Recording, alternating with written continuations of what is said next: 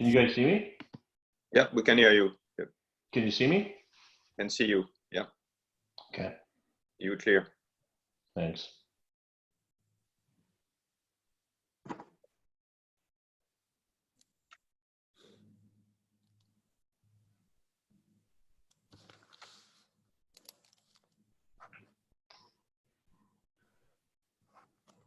Well, good afternoon, those who are joining us. I think we'll wait a few minutes for everyone to sign on, so we'll give everybody a couple of minutes here.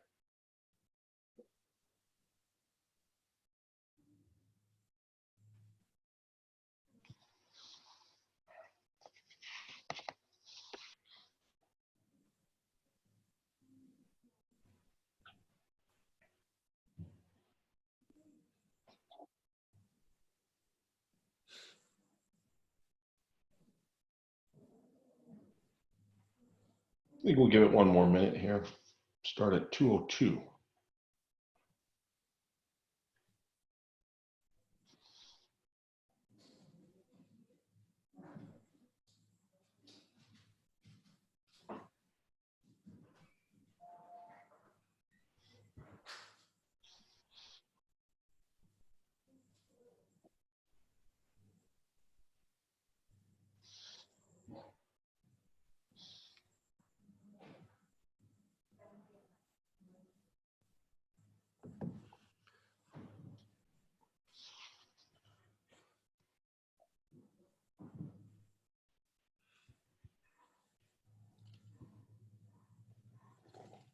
So it's 2:02. Welcome to those that have joined. I think people are generally getting on, so why don't I kick it off. So good afternoon to everyone, and welcome to our webinar on restarting the auto supply chain. With me today, we have three guests: Flavio Volpe, who's the president of the APMA, Joe McCabe, who's the president and CEO of AutoForecast Solutions, and Jérôme Thirion, a partner at KPMG who specializes in supply chain solutions. Gonna get a lot of questions today. My name is Peter Hatges, and I'm a partner at KPMG, and I'm the leader of the automotive sector in Canada, and I'm also managing director in corporate finance. Today, we wanted to bring you a perspective on what I consider the critical component to the restart of the economy as it relates to the auto industry. The auto industry is a very important part of Canadian and North American manufacturing output, with manufacturing being the second highest contributor to Canadian GDP, so it's crucially important. Supply chain and the related GDP spin-offs are critical to our overall health and employment levels. So up until this COVID-19 pandemic, Canada was enjoying historically high levels of employment and a very strong economy. And consumer confidence was high, and automotive sales for the first 2 months of 2020 were very promising. Of course, that's all changed with the suspension of economic activity. So in the next few weeks, we're probably going to see the greatest remobilization in history, and how that's implemented is going to impact how quickly we recover. And billions of dollars are at stake. So with that, let's begin. And I'm going to start off with Jérôme. Jérôme, let me ask you to provide us with your perspective on this recovery from a planning perspective. By all accounts, we're going to have a difficult third quarter. I don't think there's any question about that. And at least there is consensus. What should the industry be prepared for? Yeah, thanks, Peter, and good afternoon, everyone. So what generally we suggest is what we call plan for U return, but prepare for W. And what does that mean? So we obviously will move through different phases through this crisis. And this is the reason why we say in plan for U, prep for W, due to a possible return of COVID restriction toward the end of the year, right? So it implies a gradual recovery near the end of the year through 2021. That's what it means. So if you think about it in three phases, if you will, or three steps, kind of what to do now, how to prep late summer and fall, and fall winter. So what to watch for now? Basically, obviously, you want to understand the impact of the provincial, state, Mexico return and reopening of business. Ask yourself the question is, are your operation ready for turbulences in the short term?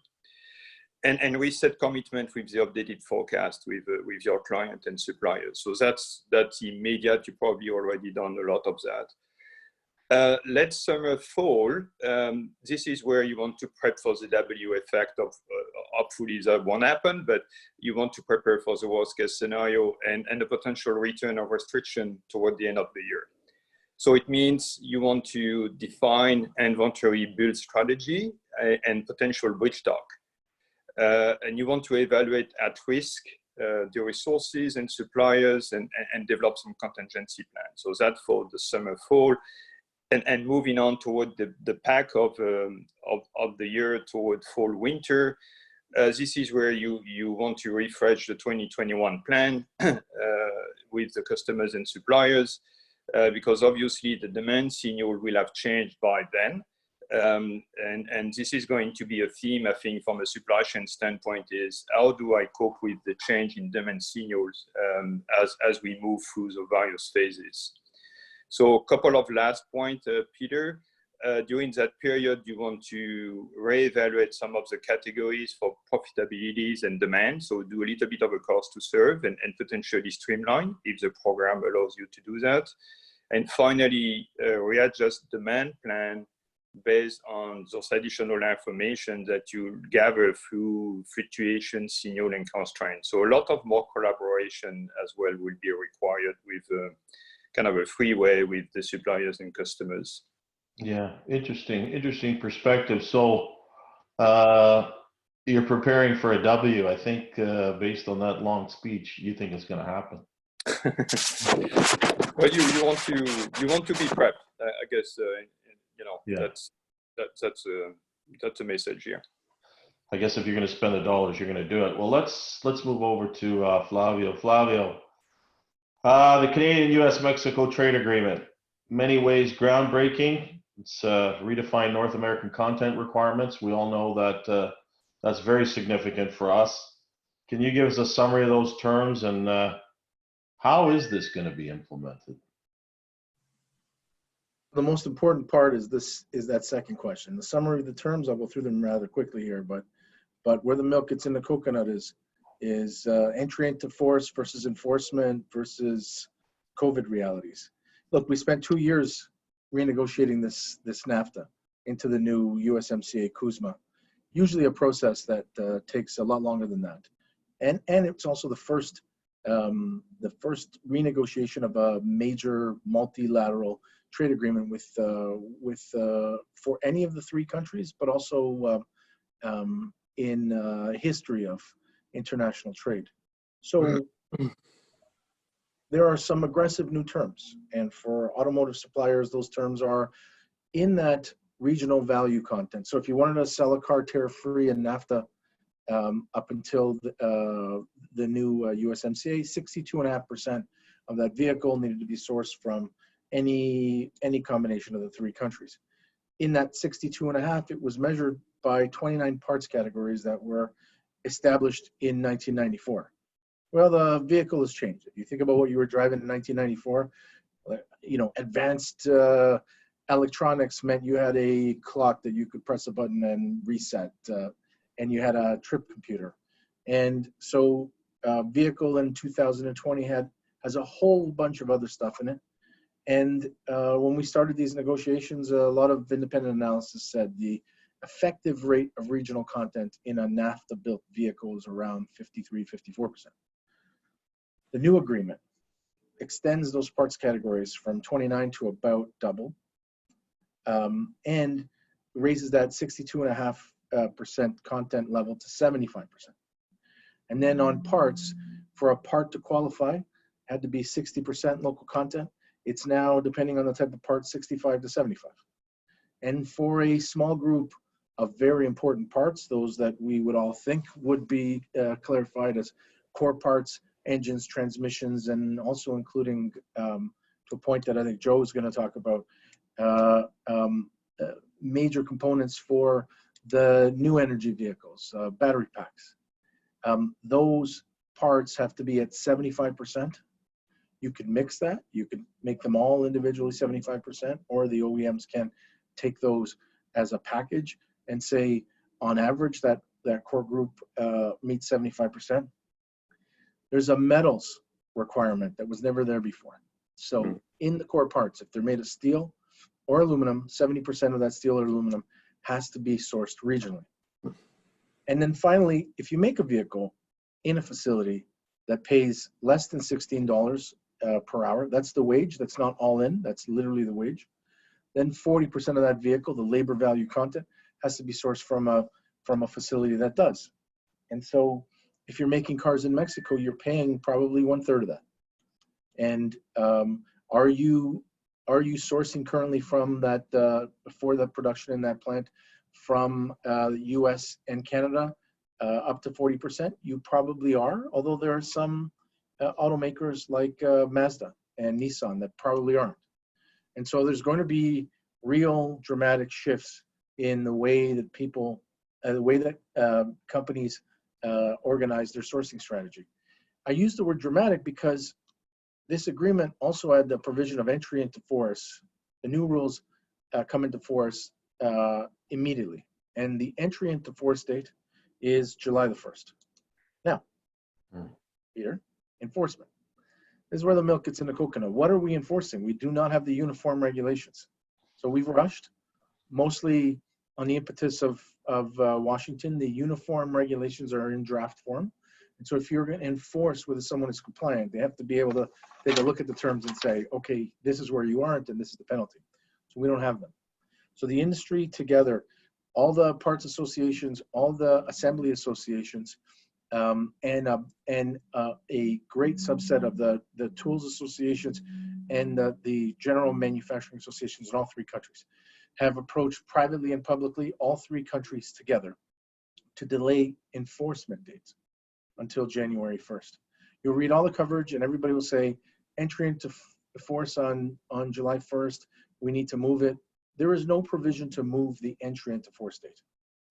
But there is the discretion of all three countries to not enforce for 6 months. And I think likely because of the crisis that we're currently facing and all of the extra elements of stress into the system and into the industry that the COVID shutdown has brought us, it's also slowed down the finalization of the draft of the uniform regs. And our guess is that we're going to see a split of the entry into force from enforcement, and we're very likely to see enforcement happen somewhere closer to that January 1st date than a lot of other commentators think is going to happen. In the end, all you're going to do if you start to enforce on January 1st is levy a tariff. Unless you're a steel supplier who knows the content of the raw materials that are going into core parts, it's guesswork for everybody else. And it's educated guesswork, but it's still guesswork. And the last thing you want to do in the compliance business is to rely on the gray. Let me ask you a question. I look at 75% and, we listen to all the componentry that goes in there and the constitution of all those components and how it's built up. Do you think 75% is sometimes 100%? In that you can't get to 75% unless you, trigger a drivetrain that's sourced or built locally? I wonder. I think a lot of those major components are going to end up triggering exactly what you're talking about. Yeah.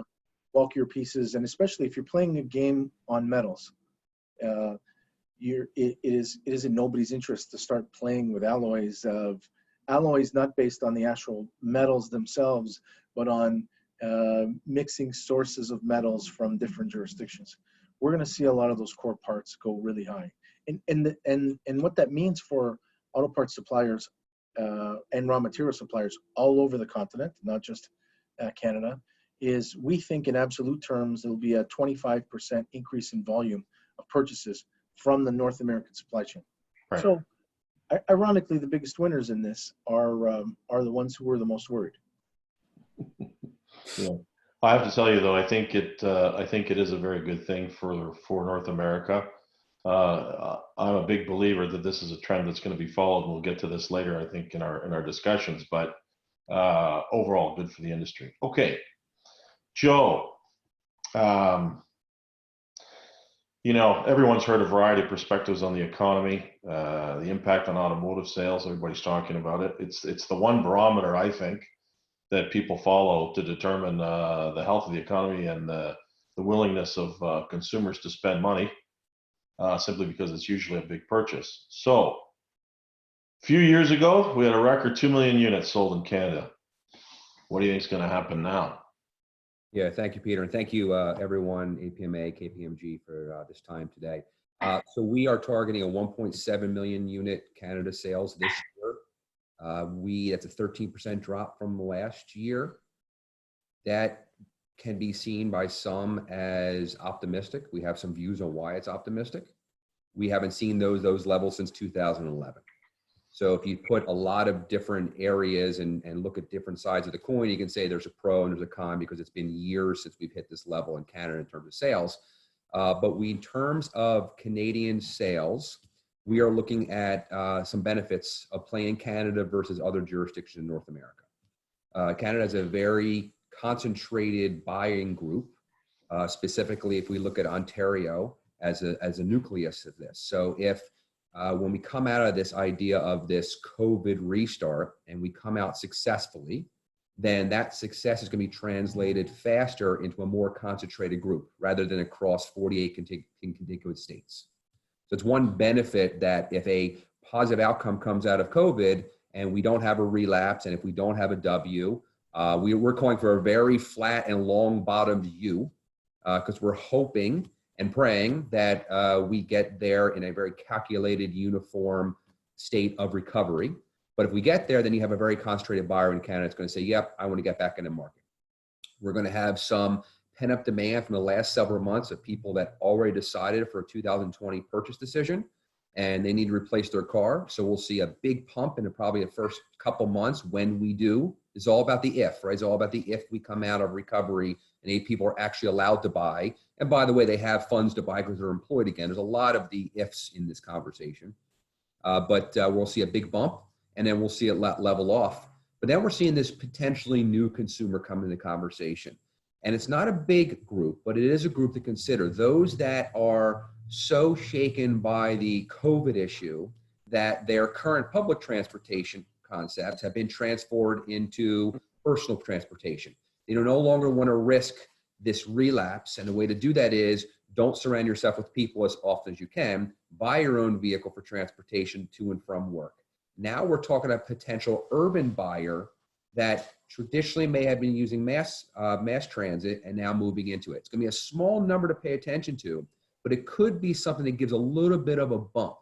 You know, we forecast globally every single built vehicle worldwide for the next 8 years, every single month. We've never been more busy because we're actually tracking on a daily basis the impact on production and the supply chain. And the volatility of this story and the absolute unknown, without that consumer confidence bump, that feeling that people, that the government is supporting the people, the feeling that they are going to come out of this thing safe, that the right gateways have been adhered to, and they can get out there in the public. Once those are put in place, we'll see some acceleration. But obviously, Jerome, you're right. A W is an absolute risk that could happen. And that W could result in a high peak and an even lower bottom because people will get more panicked about getting into the consumption side. But I think we have a new consumer out there. We have that consumer that is, will buy that $1,000 iPhone, not one time, but they'll sure pay $30 a month for it. So better terms on payments, things like that, incentivizing that consumer to get back in there will drive the sales. But there's a lot of pieces to this puzzle to get it moving forward in a proper way. Joe, what about, we know that consumers in Canada, North America actually, they buy vehicles with credit, largely. These are financed. So that's going to be a critical component. And obviously that's one thing, I don't know, who knows how much, but one thing, the central banks can influence. What about it? So there's one question for you, whether you think that should and could happen. And then the second one is, I guess, given that airline travel is probably something people aren't going to be comfortable with for a long time, is the buying decision, the buying psyche around how do I take my family, on a vacation, or what are my more typical vacation habits going to be now, and is that going to affect people's decisions too? Is it the subcompact? Is it the SUV? What do you think? Yeah, I think it's gonna add to the decision. I mean, I think, traditionally we always look at history, and hopefully history doesn't repeat itself. So we use 2009 as a barometer, saying how do we prepare out of that? Some people have amnesia what happened in 2009. They didn't prepare for this inevitability that 10 years later something else may happen on a global scale. And we had the same conversations back then. People aren't going to travel. They're going to drive more. They're going to try to save money. Now it's more of a health issue to it. It's not going to move the needle in a negative direction. It'll probably keep us at a net neutral, more people traveling via car. But I think what's going to happen is when people feel safe enough to get out, you're going to see a bump in air travel. You're going to feel that, what, I've been doing this on 3 months on my own. I know how to wear a mask. I know how to touch elbows and not shake hands. And it's going to change how people work with each other. But we're going to get to this tipping point in the population and the consumer base that says, look, I'm an adult. I know how to figure this out. I've survived the last 3 months. I can't necessarily offset my entire life. So is it going to have a major shift of airline to driving? I don't think it's going to be a major tip, but it may influence that buying decision into those crossovers that everyone was buying pre-COVID anyway, or the minivans everyone was buying pre-COVID anyway versus the passenger cars. So it's going to help it. It's just not going to hurt it. Right. Yeah, I agree. Okay. So with that, it looks like, based on everyone's learned experience, we're in for a bit of a rocky start with at least a couple of months of production lost and then potentially tepid sales for the remainder of 2020. How do suppliers cope with idle capacity, and what alternatives do they have? Jerome, I'll throw it to you, and then maybe Joe can chime in. Yeah, obviously not an obvious answer here. So what we know is that we live in a cold restart of the supply chain, right? With ups and downs in the demand. So I think the demand signal is the key for the supplier community, right? I also, and maybe Joe can confirm, understand that we have somewhat of a buffer stock of vehicle here in a parking lot. So I guess for the supplier community, it's also the time to reset the demand plan and be very aware of the new signal for demand, and maybe determine the inventory build strategy as to make some potential bridge stock now, right? So that's one option. What we've seen also, I mean, what describes is expose the fact that in the supply chain we have no more slack, right? We remove the slack from supply chain. We work towards a better working cap. That's what supply chain does. So it exposes. So maybe there is a little bit of a return of, as I say, buffer stock counters the CFO view. But in order to to have a mitigation here, and lastly, from a more building a more resilient supply chain, I think we need to have more visibility end to end. I know the auto industry has a lot of visibility already, but not as much as we will need up to the tier 2, tier 3. I think that's a few attributes that I will be looking at from to take your note of the rocky month coming up. Yeah, I will be prepared for those various attributes here. Well, and I guess when you're looking at the supply chain itself and you're looking at serving the auto industry, which is an extremely demanding, just-in-time kind of delivery business, you're sitting with idle capacity. It costs money. Yeah. Everybody who's run a factory knows that if I run at 70% or 80%, I could be running at a loss. It doesn't matter that it looks okay. And so I guess, Joe, I mean, it takes a little courage if you're going to commit a little extra capacity of your plant to something else, because, I mean, you know how the OEMs are, produce it or lose it. And if I tell you need to do it, you got to do it. Difficult decision for some suppliers with Yeah, I capacity. agree. You know, I wish we had the crystal ball. This is the 2009 story. Again, I use it all the time. When you come out of a pain point, what do you learn from your, you know, your mistakes, your positive steps? You know, this is a sort of the cows out of left the barn conversation part of it, right? If Yeah. I didn't already take the advice of pre-COVID, I'm stuck. And the advice of pre-COVID is, number one, build where you sell, right? Hedge your bets with your customers. If they need you to, they're building a certain area, protect yourself from an FX rate and build in their backyard. More than ever now, building in the backyard where borders get shut off is critical. If you're not there, you're risking yourself to your competition. Hedging your bets, not always putting all your baskets in automotive, preparing for the peaks and valleys in automotive, right? Those that were able to convert to PPE production were able to stave off and survive because they had the flexibility, ingenuity to do that. But good chance that those suppliers were already thinking about the what if scenario, the nuclear scenario of, if I had to shift my business, how do I maintain the bridge between the pain points? And if you're focused on, I only make parts and I don't have the flexibility to do that, then you're going to be weathering all the peaks and the valleys, whether it's a global recession, whether it's COVID, or whether it's something else. Yeah. We're always telling our customers, you always have to prepare. We have traditionally competed in a reactive market. Every supplier is reactive. It's not a bad thing, but it's a piece of business rolls in. Thank you. I'm going to build, and I'm going to build to the volumes you're telling me, whether those volumes are too inflated or not. And that has always been the conversation of why they need to have proper planning. The shameless plug, why we come in at AFS. But the idea here is that how do you really look at not just 16-week EDIs, but look how I'm going to survive 6, 12, 18 months at all times.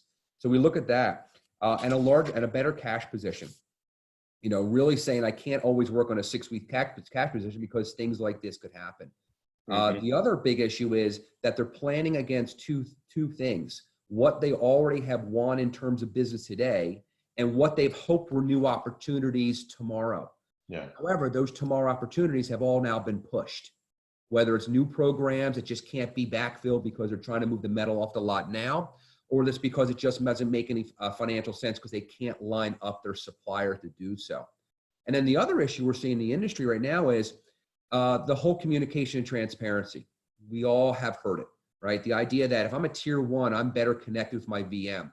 So I'm going to get a little more realistic timing. If I'm a tier two, I'm going to hear stuff well in advance and I have to prepare because a tier one doesn't want me being that weak link. Right. We have some suppliers that are actually supplying the same manufacturer, but because of their diversity are a tier one and a tier two, and are hearing different dates on similar products because A, they're supplying the VM, or B, they're supplying a tier one and a tier two situation. And that lack of transparency in the communication stream is such a high risk because those tier two suppliers can't build for the sake of building and find out we're not restarting.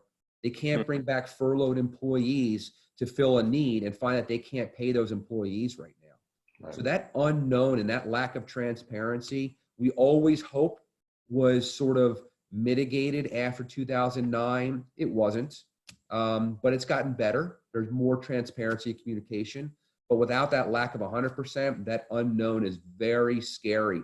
And we have two types of suppliers: those that take a flyer and a risk and say, I'm going to invest, and those that hold their money close and try to protect. And right now, both of those stories could be viable stories. So we really got to see how May shakes out with the supplier community, how this restart happens. I think you're right. I think May and June are going to be critical months, and that's going to drive a lot of this decisions. I know we're getting a lot of questions. We will get to these as we go. So hold on. Now, so we talked about a rocky start. When we talk about the supply chain, I always think we miss something here. And you know, what is it that we mean? I mean, how do we look at this whole thing? And what about the dealers and the retailers, online sales? I mean, we can't just make them and park them, can we, Joe? That's not going to work. That model has not worked. Vehicle manufacturers, scarily enough, have shareholder value and profitability targets they have to hit. So just building the metal to put it somewhere does not satisfy a need. And then if they do it that, now they have to put incentives on the hood, which makes the profitability go even lower. So that idea of building and parking is a scary venture to look at. But, you know, we talk about this idea of what a supply chain is, right? I mean, the supply chain is not just a supplier and a VM anymore. It's every stakeholder involved with the conversation. Right. And that idea of, you know, building for the sake of building is not going to help any of these manufacturers in the long term. On top of that, when they tell the suppliers 25% larger volumes because they have to protect the what if we build a fantastic vehicle versus what if we build a Pontiac Aztec, and I'm sorry I keep down that out, but you know, there's a chance you don't build the best vehicle in the world. Yeah. And there's a chance you might have competition that's going to cannibalize your product. So this idea that every manufacturer is going to win and they're going to tell their supply base to always build to these massive levels that maybe don't always hit, puts more risk on them as well.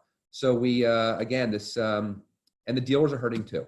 So the whole idea of this whole chain where this string we're pulling through it is hitting everyone's decision-making process going forward.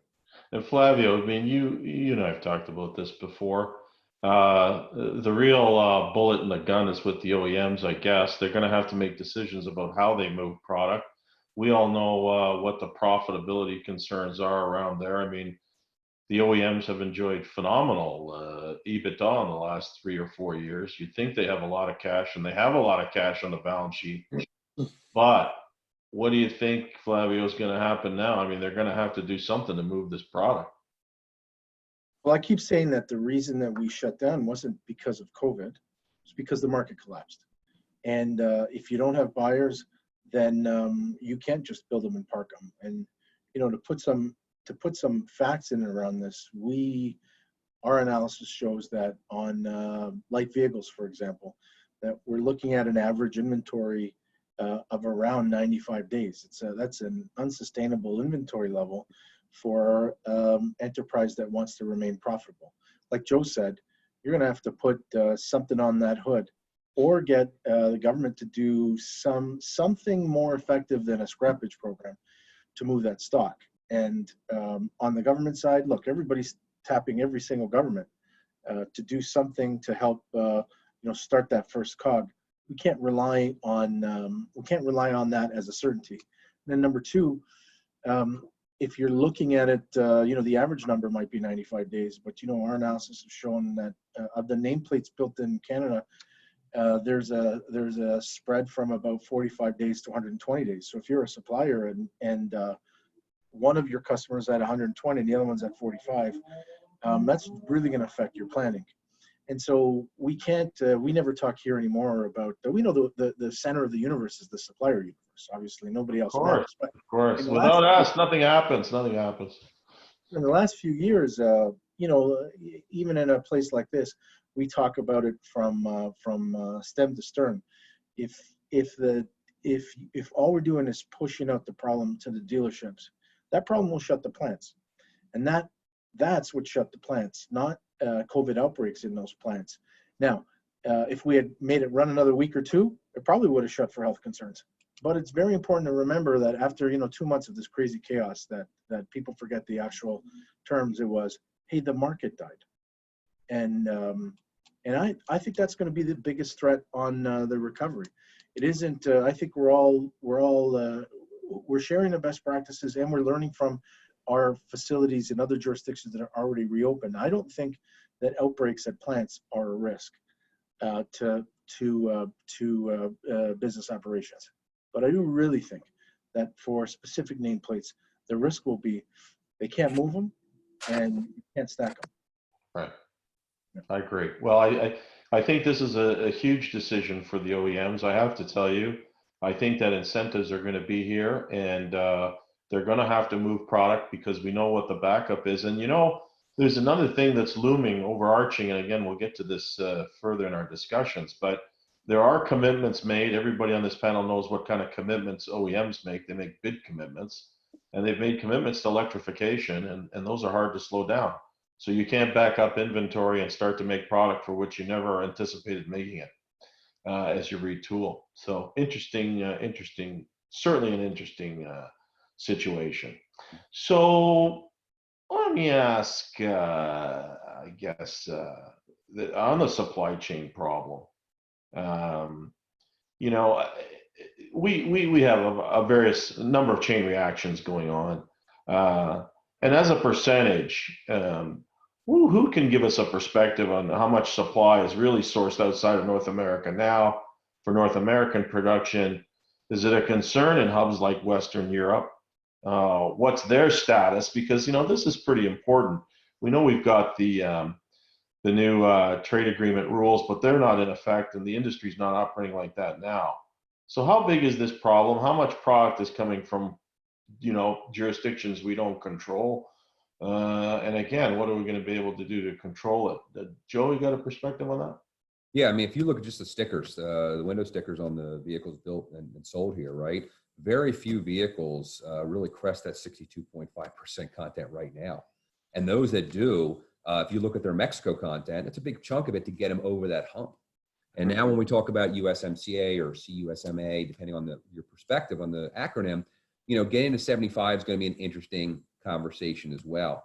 That's why we really think the build where you sell conversation and bringing more supply base here to get there is going to be critical. But, and, you know, in the beginning of the conversation, I think the statement was made that this is going to be an all or nothing, right? Hey, if we get to 75, we have to get to 100.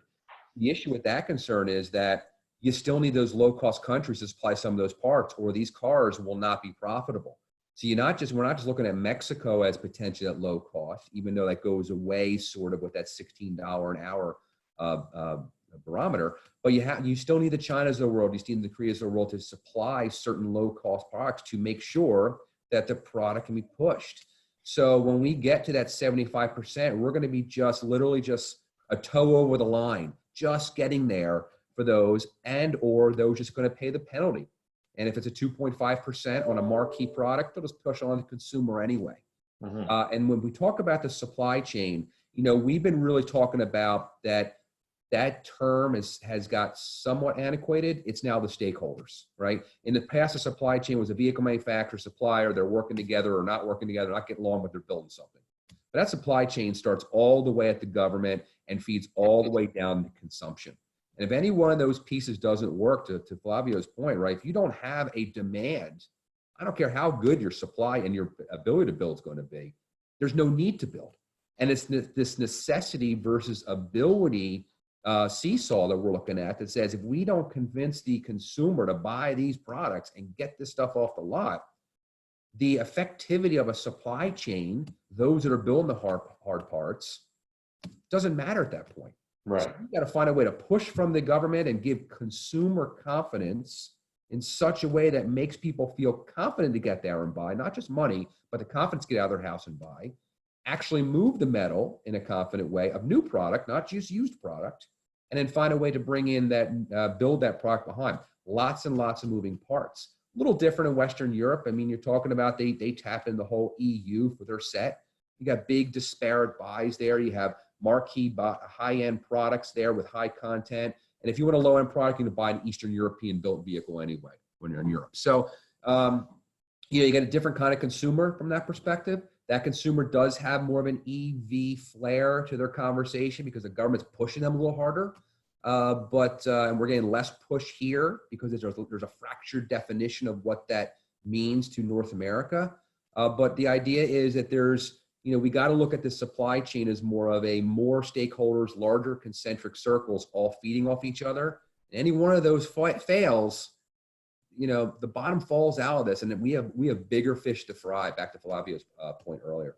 Sure. Maybe I'll direct this part of the question to Flavio. I mean, this is consistent with a question that I've received from one of the participants.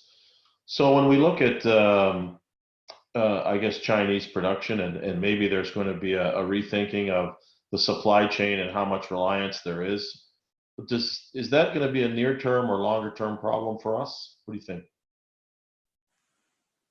You know what? We need Chinese production of different component classes to be able to build vehicles. Not even just to be able to build them competitively, just to be able to build them. Where are you going to get your sensors from? And so this is part of our NAFTA. A lot of people don't understand. Go ahead.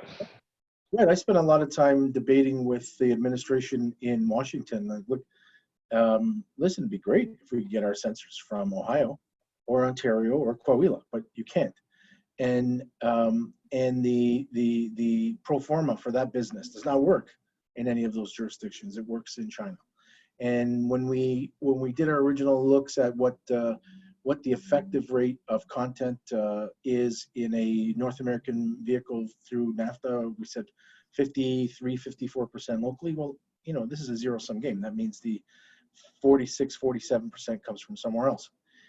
We're going to get a lot more locally forced by the USMCA. But to Joe's point, as long as the penalty is still 2.5%, there are going to be some decisions that say, hey, we're not going to go that way.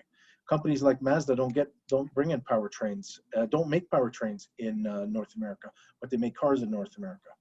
There are a bunch of product classes that are 100% sourced from low-cost Asian countries. And unless we're willing to pay more for those very now commoditized electronic, then the answer will be they'll always come from there. Right. I think you're right. I think it's a very difficult decision to resource this supply chain, because at the end of the day, you've got to sell products that sell, and there's a profit margin and EBITDA margin that all stakeholders and shareholders watch. So I guess, Joe, what about Mexico? Are the OEMs, you know, we got a situation here where they got to make profit. They got to make difficult decisions around which platforms to make profit. You and I both know, and everybody on this panel knows, some platforms make a lot of money, particularly for North American OEMs, and some don't. Could be the Ford F-150 or some SUVs, however you want to call it. Mm-hmm. So are they gonna try to shift production to more profitable platforms or more buildable platforms if they have to cope with unavailable supply? And I guess, Jerome, you could chime in here too, even if that's possible. But in the short term, when you're under pressure and you got to make a decision about what you're going to put out there in the market, I guess, Joe, you got to consider if you can sell it, and then you got to consider how much am I going to sell it for. Yeah, agreed. It's going to be the profitable ones all the way, right? If I have a certain person power building something, I'd rather put that effort towards something that's going to make me more money, not less. Yeah. You know, GM's going through an issue right now where they had their Q4 strike last year, and they had this brand new T1XX platform coming out, which is going to be a major moneymaker for it, because that's where money's in, large vehicles and trucks. And they're coming off a Q4 strike, and now they're coming right into a COVID issue. They can't wait any longer to build those trucks. Unfortunately, there's a lot of trucks still in the lot. They have to get out of the way to put the new ones on.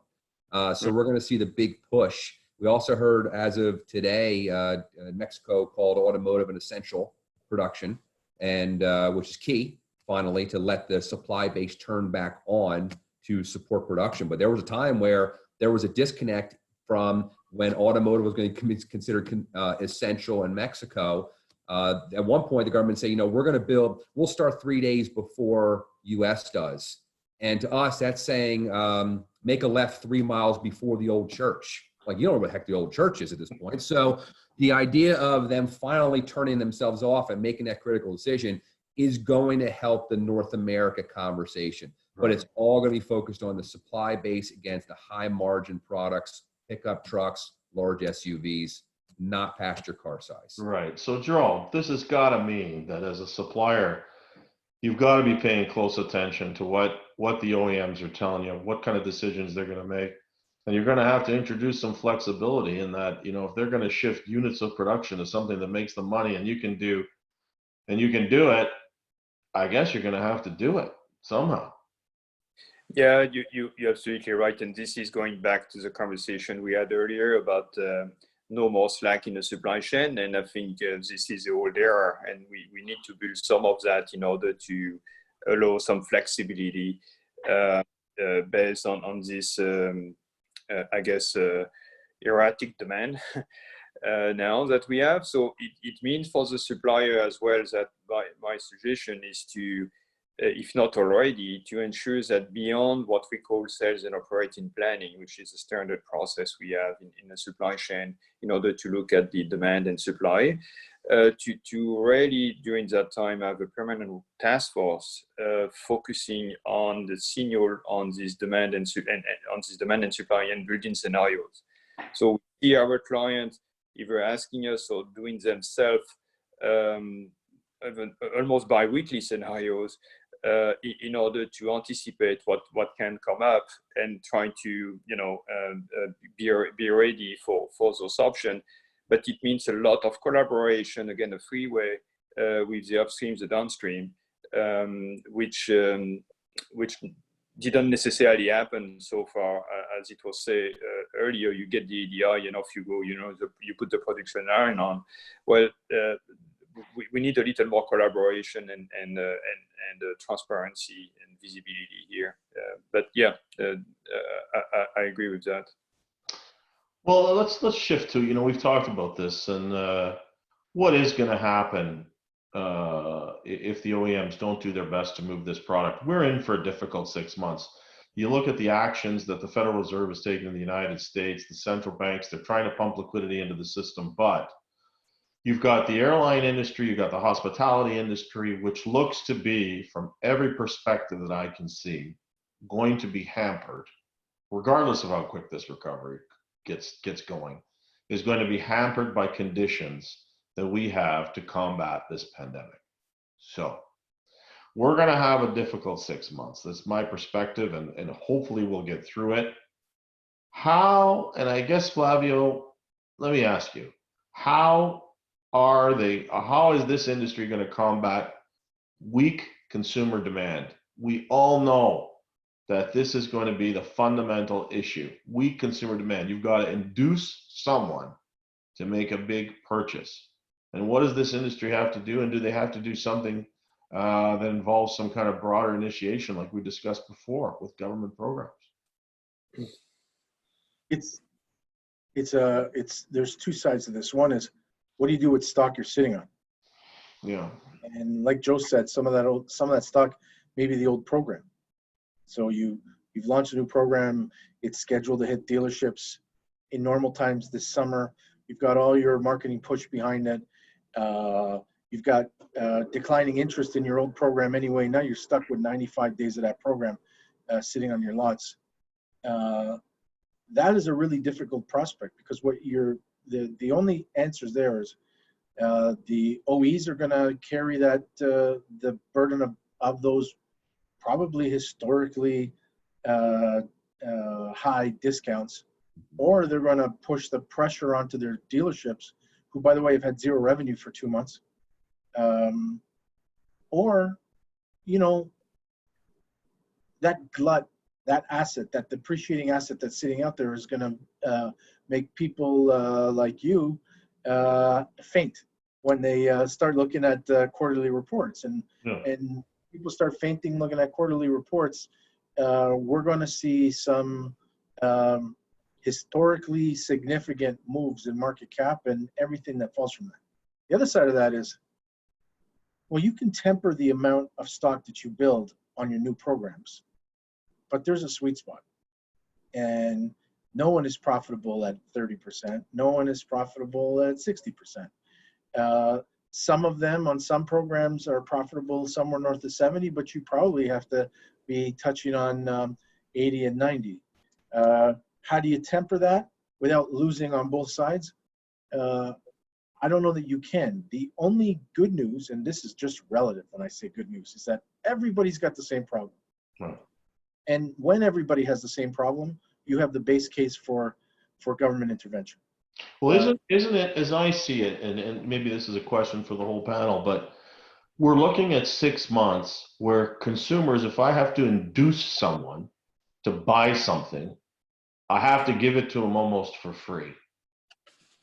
So is there a move to finance the fleet as we see it today, such that, and you see these programs now, but is it going to be a more conventional 6 month no payments, long-term 0% interest, and I'm going to give you probably 72 months. I don't know, Joe, what the time frame is, car purchasing horizons, 48, 72 months to purchase it. But at least I've moved product and I've made a marginal profit on the physical inventory, and I got cash, and I'm just going to have to finance it. Are we really? Isn't that it? I mean, is the industry going to have to finance its way out of it for the duration of time that it's going to take to get back to normal? And I think, I don't know, could be 6 months realistically. Yeah, just to piggyback what Flavio said, which is right on the head. We're all in the same pain point together. It's not one jurisdiction, one location. So we all have to find a creative way together in a more collaborative way for that. Hyundai's doing a really good job. They'll have 4 to 12-month deferment payments, depending if you're unemployed or if you're a return customer. We're trying to push cash for clunkers. That's not going to be the end-all, be-all, but it might spur a little inspiration. You're looking at 2 levels of consumer, those that were willing to buy this year and those that might say, boy, if I was going to buy a car in the next 2 years, no better time than now because the deals are going to be ridiculously good. And you're hoping that that's going to bring that second wave of people that weren't considering buying today to sort of offset that pain point coming forward. You know, one of the things we keep on coming back to is we talk about these different groups, VMs, suppliers, government, consumers, but the consumer is all those people anyway. Right? The consumer works at the suppliers and the VMs and the government. So if they have no employment, doesn't matter what kind of stimulus you have, you still have that gigantic bottleneck that says you got to move someone to move that piece of metal off that lot. And people, you know, the smart consumer is going to say, today's the day. The really smart consumer is going to say, you know what, I'm going to wait 60 days because they're not going to move that metal and those deals will be better. And every time someone waits, that plunger pushes further and further down the year and provides that more 6-month time frame you're saying in terms of a sales recovery.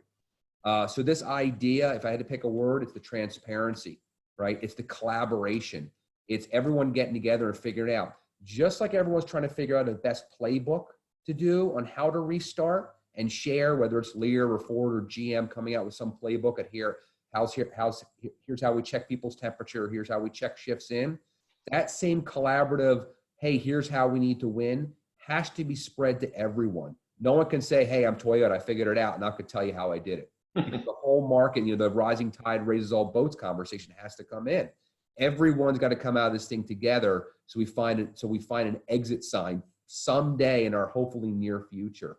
But without that understanding that we're all in the same boat and we're all trying to pay for the same amount of money, stimulus is the only way to go. But, you know, there's only so much a check's going to give you a one-time shot.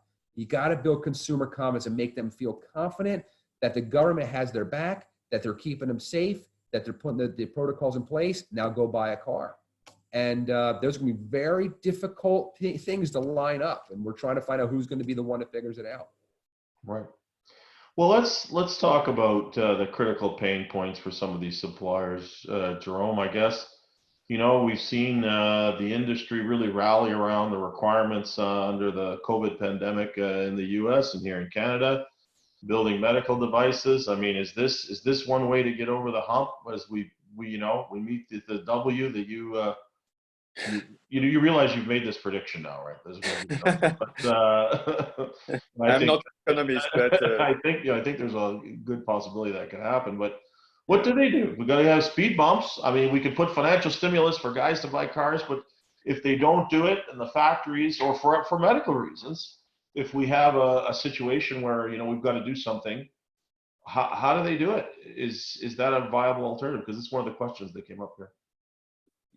Yeah, so again, not an obvious answer here. There is no one, I guess, but yeah. So obviously the criticality is about cash and cash management, and as we said earlier, and there are for small business enterprise some actually a lot of program currently held by the Fed and even the provincial.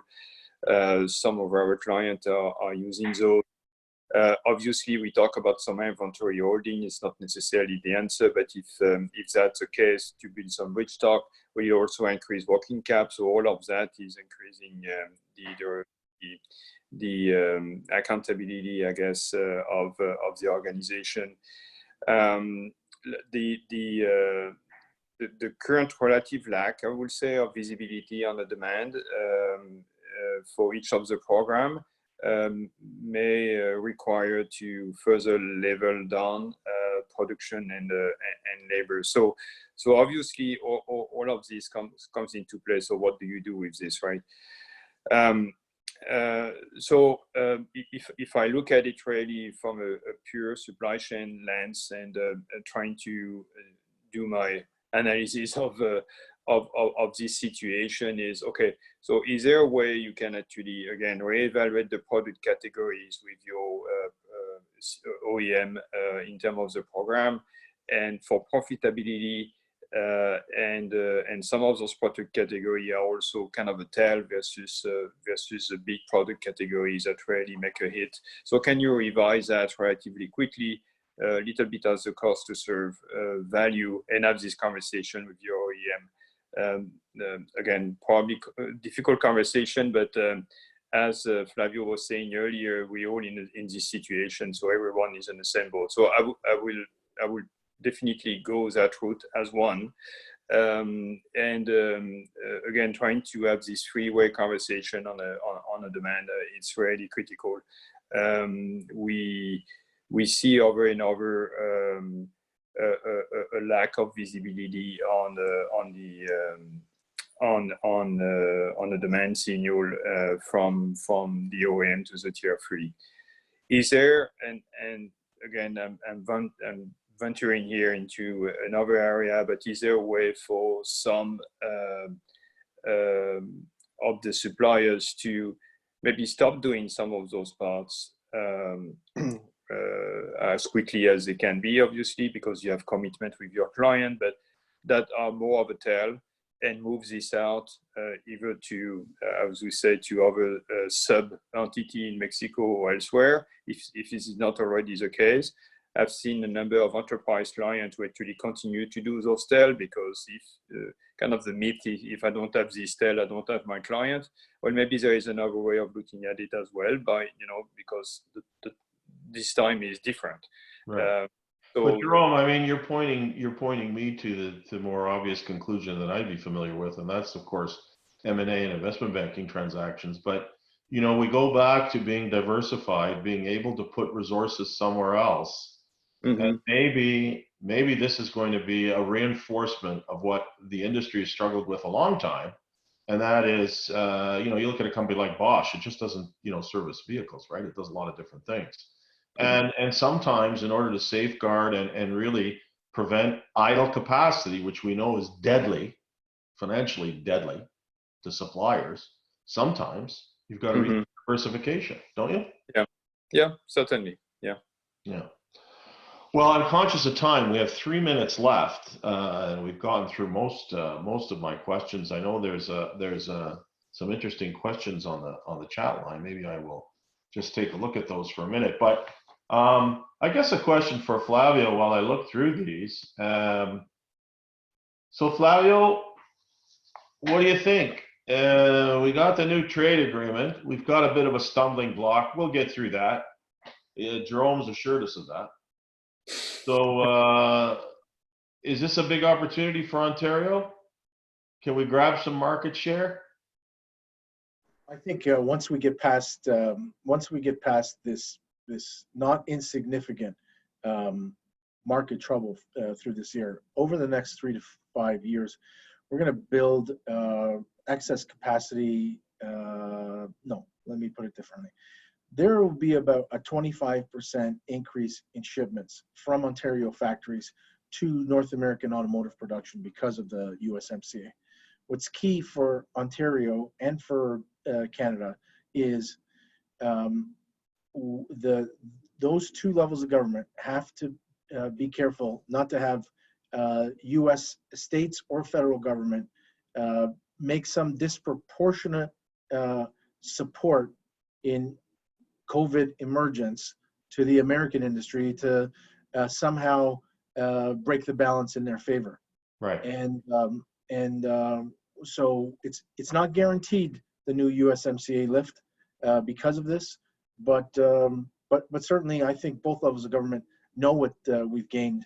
And look, if the last couple of months have been any indication, they haven't been willing to step up and step in. I mean, this is the only jurisdiction in all of North America where automotive was deemed essential right through the whole thing. Yeah. And never mind that we couldn't build cars, but we are top of mind with Ontario.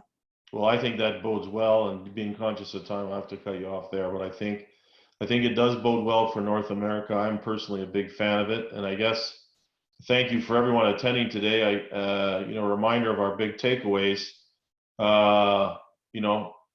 Plan for the U, but prepare for a W, I guess, will be Jerome's famous saying in front of this. And I think our new trade agreement does present global opportunity for us, for North America as a whole. And you know, can we build the capacity to capture market share in a very difficult environment? But, you know, having, I think, the resolve and the foresight to do that will put this industry where, in my opinion, it belongs. Again, thank you, everybody. I thought that was excellent. And thank you to all of the panel's participants. And have a good day. Stay safe. Thank you, everyone. Stay safe.